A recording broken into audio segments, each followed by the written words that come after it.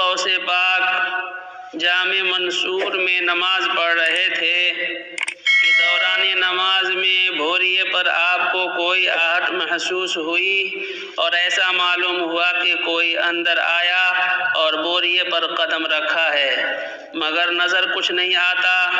آپ بدستور نماز پڑھتے رہے۔ جب رکوع میں گئے تو کیا دیکھتے ہیں کہ سجدہ گاہ میں ایک زہریلا اور خوفناک سانپ منہ کھولے بیٹھا ہے۔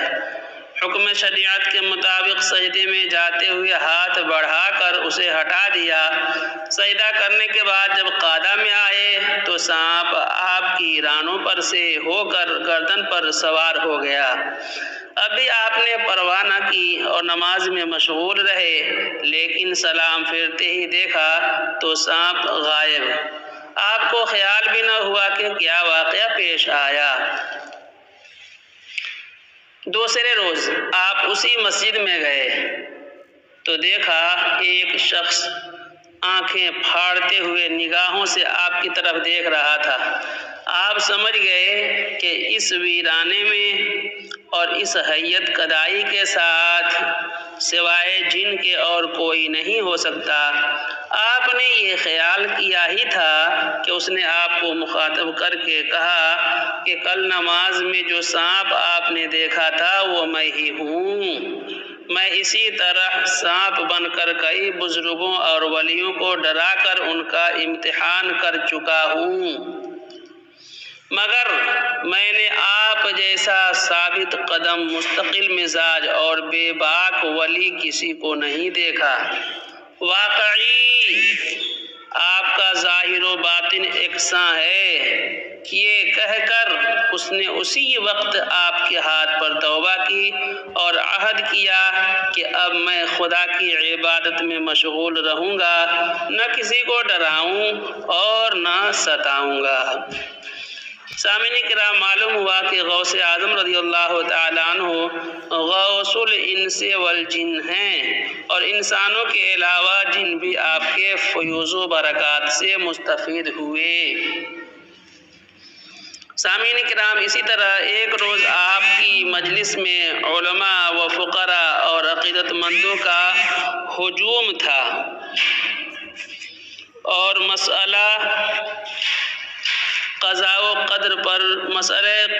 قدر پر تقریر فرما رہے تھے اور لوگوں پر کیف و استغراق کا عالم طاری تھا۔ اچانک چھت میں سے ایک نہایت خوفناک اور زہریلا سانپ گرا۔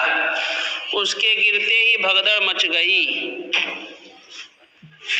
اور سب پر اس کی ہیبت چھا گئی، لیکن آپ نے اپنی جگہ سے حرکت نہ کی، کھڑے ہوئے وعظ فرماتے رہے۔ وہ سانپ ریگتا ہوا آپ کے کپڑوں میں گھسا اور تمام جسم پر پھر کر گردن پر سے ہوتا ہوا اتر کر سامنے آ کھڑا ہوا۔ جو لوگ وہاں موجود رہ گئے تھے انہوں نے دیکھا کہ وہ آپ سے کچھ باتیں کر رہا ہے، اس کے بعد وہ غائب ہو گیا۔ لوگوں کو بڑی حیرانی ہوئی۔ آخر آپ ہی نے اس حیرانی کو دور کیا۔ فرمایا، اس سانپ نے کہا کہ میں اب تک بہت سے اولیاء اللہ کو آزما چکا ہوں، مگر میں نے آپ جیسا یعنی حضور غوث پاک جیسا استقلال کسی میں نہیں پایا۔